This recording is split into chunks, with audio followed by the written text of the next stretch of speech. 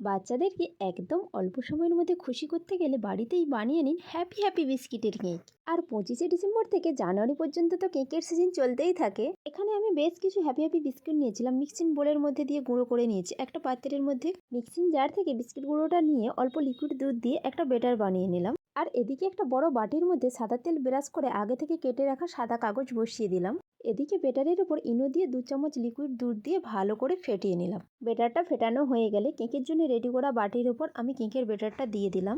উপর দিয়ে কিছু ড্রাই ফ্রুটস দিয়ে দিলাম। আগে থেকে কড়ার মধ্যে নুন গরম করতে দিয়েছিলাম। উপর দিয়ে স্ট্যান্ড দিয়ে কেকের বাটিটা বসিয়ে 45 মিনিট ব্রেক করে নিলাম। 45 মিনিট পর কেকের চাপাটা খুলে একটা কাঠি নিয়ে দেখে নিলাম কেকের ভেতরটা খুব সুন্দর হয়েছে। কেকটা ঠান্ডা করে ছুরি দিয়ে চার সাইডটা ছাড়িয়ে একটা প্লেটের উপর নিয়ে নিলাম। দেখুন বন্ধুরা, কেকের নিচটা উপরটা কত সুন্দর লেগেছে দেখতে, আর কতটা নরম স্পঞ্জি হয়েছে। সত্যি বলছি বন্ধুরা, যে কোনো বাচ্চাকে অল্প সময় খুশি করতে গেলে বাড়িতেই এই কেকটা বানিয়ে দেখুন।